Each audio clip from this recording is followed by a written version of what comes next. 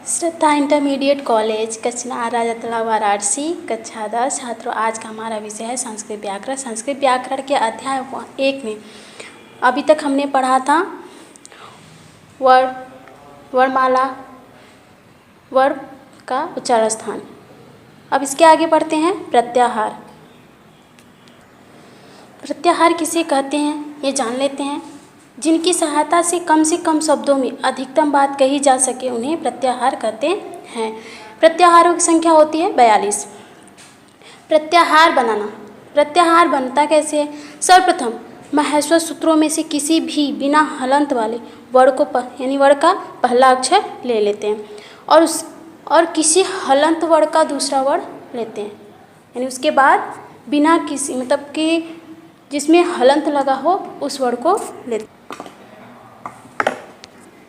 जैसे अ ई उड़ रिल री क्योंग योच में से यदि अ को च से मिला देते तो अच प्रत्याहार बनता है।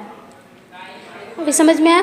तो इस सबसे पहले अ ई उड़ रिल री क्योंग योच में से यदि अ को निकाल कर च से मिला दे तो अच प्रत्याहार बनता है। अच के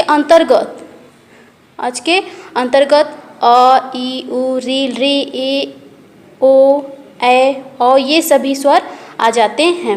इस तरीके से हल के भी अंतर्गत सभी व्यंजन वर्ण आ जाते हैं। जैसे हल के अंतर्गत ह य व र ल ञ म अंग अड़ न झ भ घ ढ ध ज ब गड़ द ख फ छ ठ थ च ट त क प यानी क प स ह ये सभी वर्ड आ जाते हैं।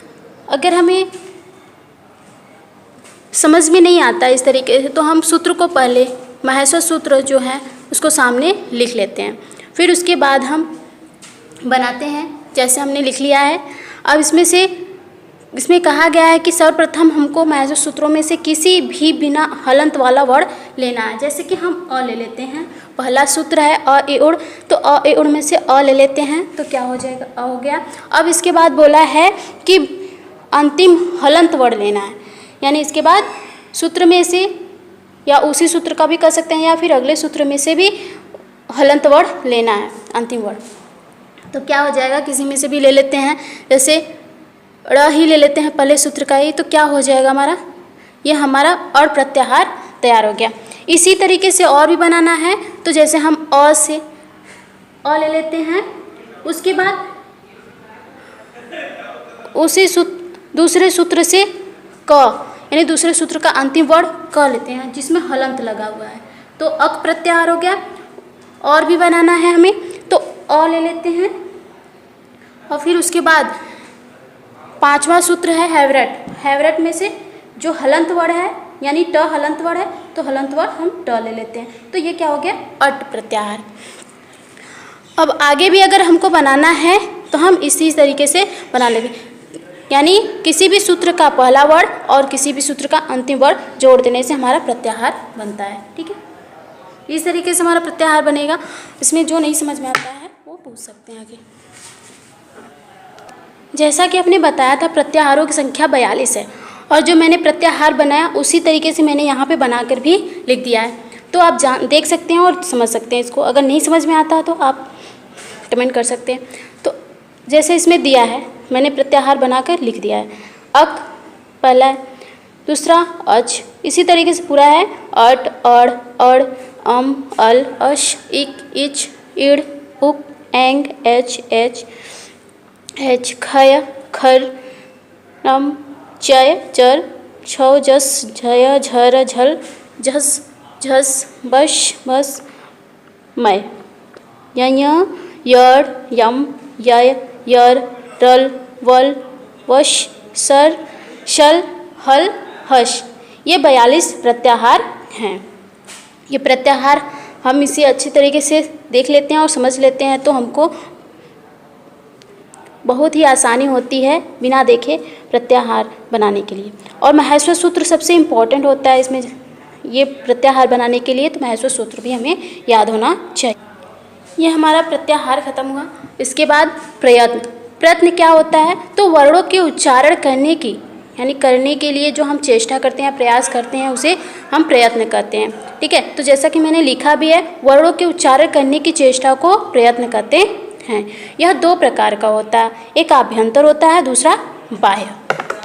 तो इसमें देखते हैं आभ्यंतर प्रयत्न क्या होता है। तो वर्णों के उच्चारण से पहले, यानी हम जब उच्चारण करते हैं तो उससे पहले किया जाने वाला आंतरिक प्रयास ही आभ्यंतर प्रयत्न कहा जाता है। यानी इसमें कहा गया वर्णों के उच्चारण से पहले हम जो आंतरिक प्रयास करते हैं, आंतरिक प्रयास मतलब हमारे जो अंदर होता है, उसे हम क्या कहते हैं? आभ्यंतर प्रयत्न कहते हैं।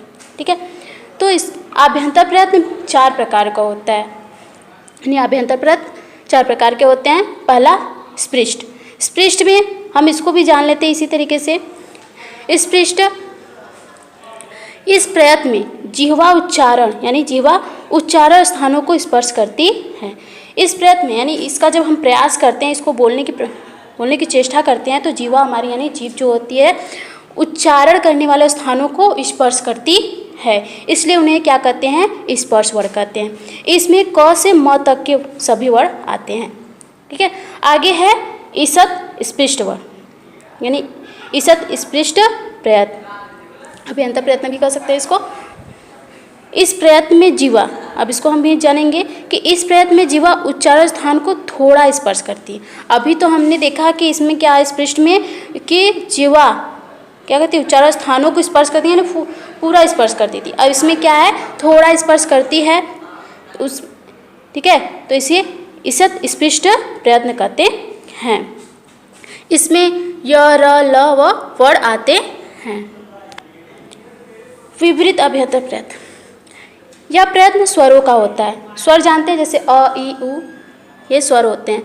इसके उच्चारण में मुंह खोलना पड़ता है, यानी हम जब इसको बोलते हैं, जैसे अ, ई, उ, इसमें मुख को खोलना पड़ता है। यानी अगला चौथा है हमारा अभ्यंतर प्रयत्न, चौथा है ईषत् विपरीत। तो ईषत् विपरीत में, ईषत् विपरीत क्या होता है, इसको जान लेते हैं। इसमें जिह्वा को कम उठाना पड़ता है इसमें। ठीक है, इसका हम जब उच्चारण करते हैं तो क्या होता है? जिह्वा जो हमारी होती है वो कम, यानी जिह्वा को हमें कम उठाना पड़ता है। इसमें स, स, ह वर्ण आते हैं। संवृत, यानी पांचवा क्या है? संवृत। संवृत अभ्यंतर प्रयत्न। इसमें वायु का मार्ग बंद रहता है। इसमें वायु का मार्ग बंद रहता है, यह केवल अ स्वर में प्रयुक्त होता है। इसमें वायु का जो मार्ग होता है, यानी इसका हम उच्चारण जब करते हैं तो इसमें वायु का मार्ग क्या होता है? बंद होता है, अ। ठीक है, तो यह केवल अ स्वर में ही प्रयुक्त होता है। अब प्रयत्न में दो प्रकार, प्रयत्न बताया था कि मैंने 2 प्रकार का है, तो 2 प्रकार का मैंने आभ्यंतर प्रयत्न बता दिया मैंने। आभ्यंतर प्रयत्न के प्रकार भी हो गए।